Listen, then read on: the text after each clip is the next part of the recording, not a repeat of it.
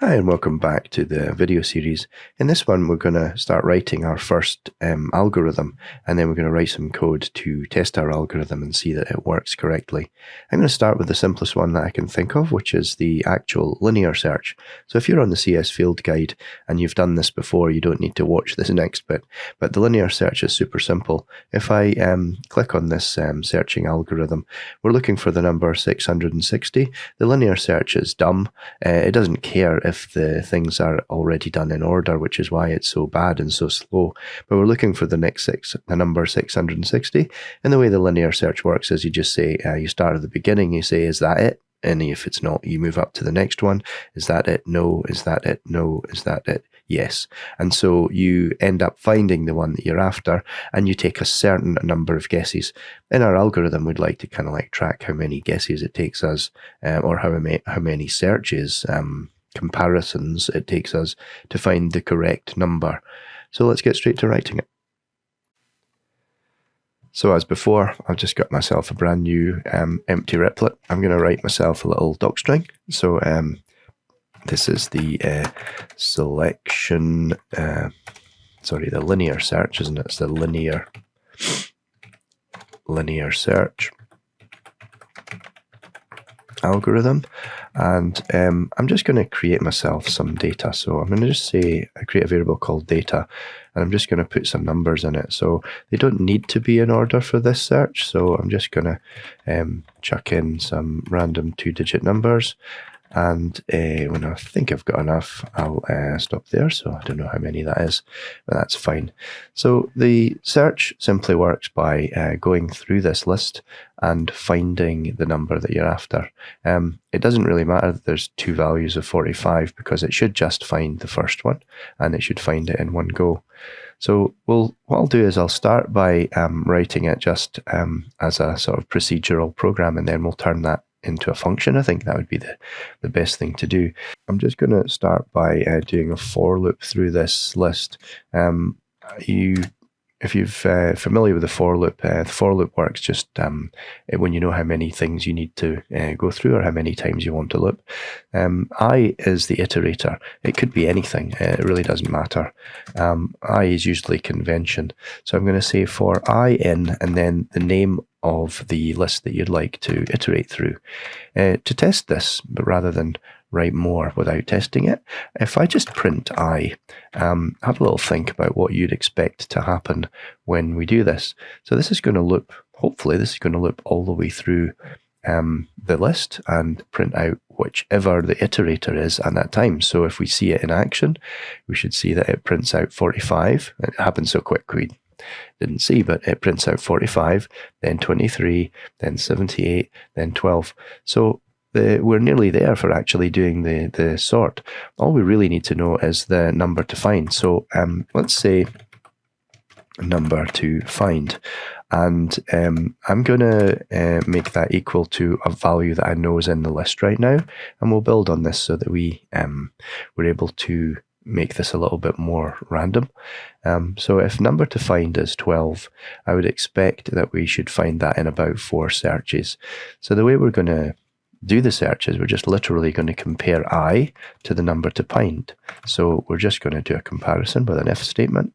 And if the number to find, let's do it the other way around. So if I is equal to number to find, then we've found the number, and we can then do the thing that we want to do. So we can print found it, something like that.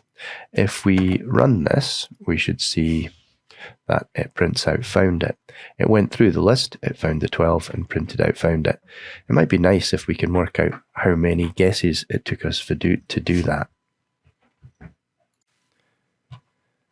So if we want to know how many times we've actually taken, what we could do is we could actually make a counter at the top and set it up to 0. And every time we go through, we can make the count go up by 1. So we can say count plus equals 1. So as we enter the for loop, the count will go up. If it's the number, we'll actually print found it. We also want to kind of like break out of the loop at that point. Because right now, if we do this, we say, let's use an F string so we can print out what we're doing. So we can say found it in, and then we can use the curly brackets so that we can actually put the variable count in there. So if you see we run, it says found it in 4, which is what we'd expect. That's 1, 2, 3, and then 4. The issue is that it's gone through the whole thing anyway, regardless of whether it's broken the...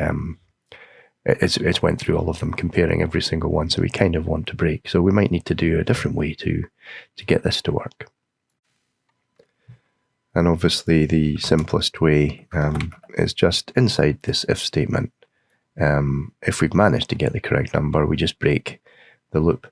To test this, what you can do is actually just print I inside the loop every single time. When you run it, you'll see that it says found it in 4, but when it prints out only the numbers that it's checked.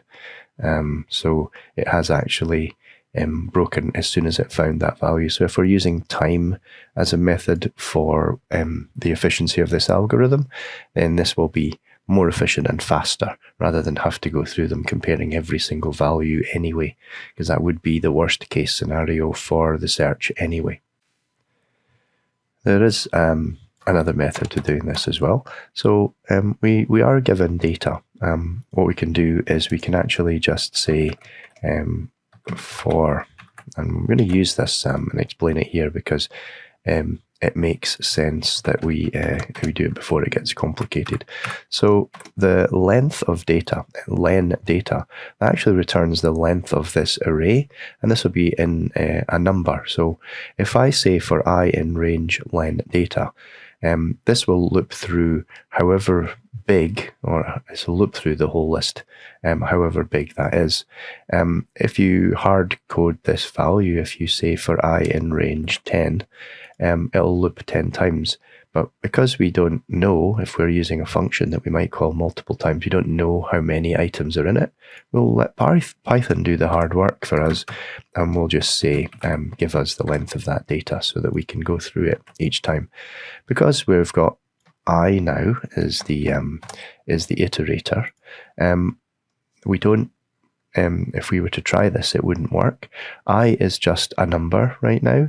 So if I get rid of this code again and I print I, all we'll see when we run this is that we'll print the numbers 0, 1, 2, 3, 4, 5, 6, 7, 8, 9. That's not exactly what we want. Now we can't compare I, but what we can do is we can use the list data, we can index into it with the square brackets. So to make things a little bit simpler, I'll just say a equals, so this is a random variable, and I'm just going to say data I, and then we're going to print a, and this will just, I could have done this in one line, I could have just printed data I, but it just makes it a bit cleaner. So I is the iterator, so the first time this runs, index I is 0, and so we will make a equal to whatever index 0 is of data. So it should be 45. Then I goes up to 1, and we should print out data 1, and then data 2, and then data 3, and then data 4 until we get to the end of that list, because we should do that. So if we run this now, you'll see that we get exactly what we'd expect. So we can use this for I in range so that I becomes our counter instead of having to have the count variable up the top here. So it's maybe shorter, but maybe a little bit more complicated because of this part here. So we want to do that comparison again. So we now are able to find data I. So we want to do that comparison. So we'll say if data I is equal to the number that we're looking to find, then we know that we found it. And what we can do is just print, and I should put that in quote marks so we can print found it. And maybe like before, I'll do that F string and I'll say found it in. And the cool thing about this now is I can just use I, because I is the counter. And like before, we also want to break this loop so that we don't end up going through them anyway. So if we run this, we say found it in 3, You notice there was a difference between when we did it before. It was found in 4.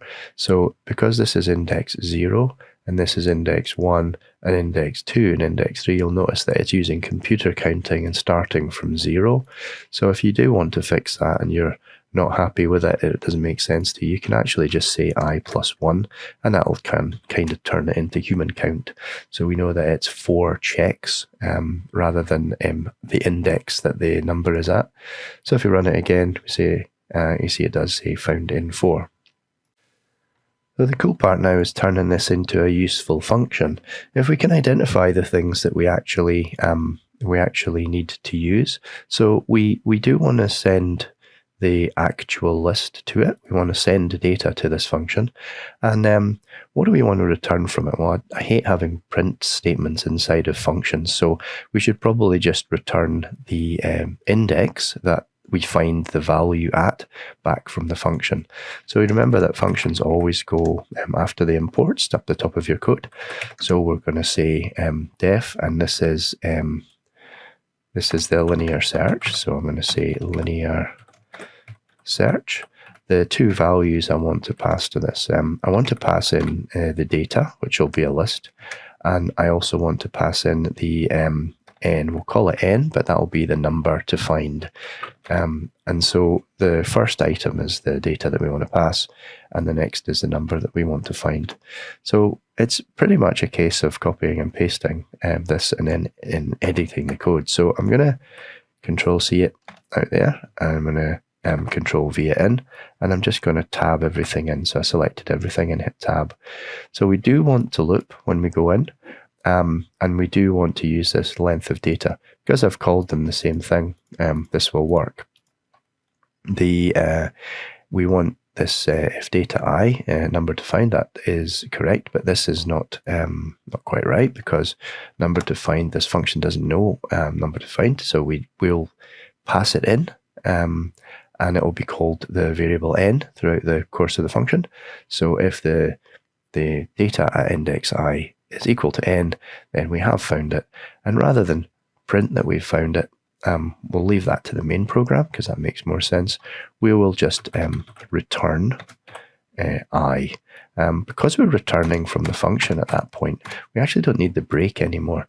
As soon as you hear a return function, as soon as the function gets to a return function, it literally returns at that moment, and it returns the value that you tell it to. So we're returning I. So let's just test this. So I've got my data already here.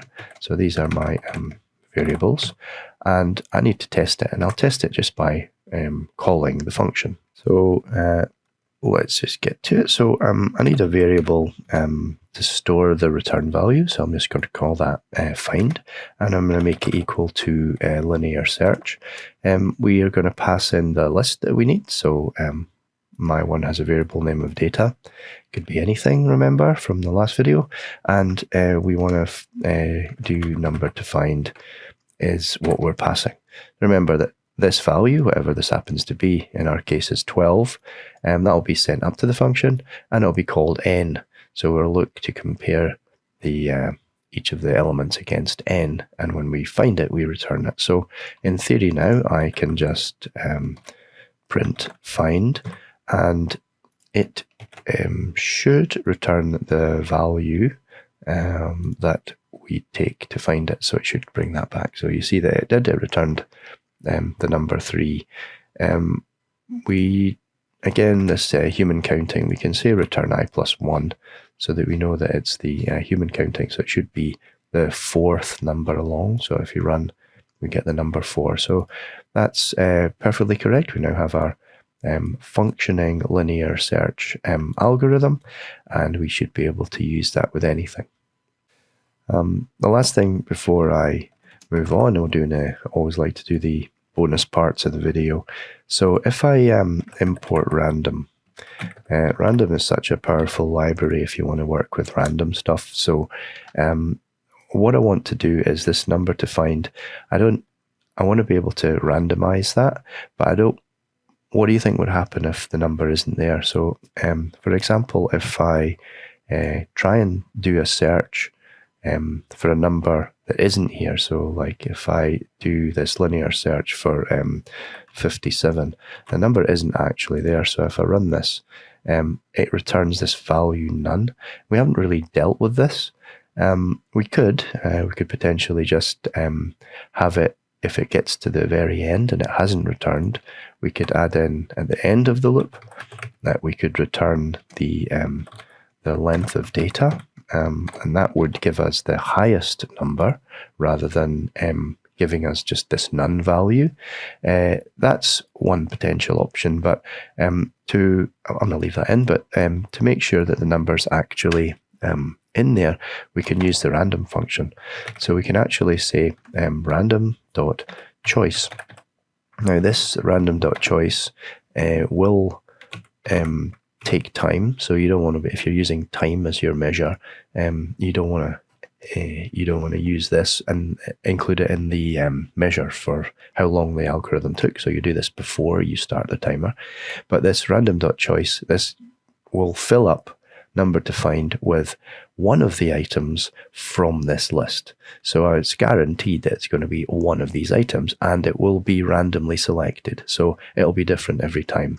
So if we run this a number of times, if we just keep running, I'm passing 57. So I want to pass in number to find. So when I run this, you should see that it'll give you a different value every time because it's picked a random one from the list, and it's then using that as the number to find. So that's one really cool, powerful function within that randoms that allow us to kind of make our tests a little bit more useful.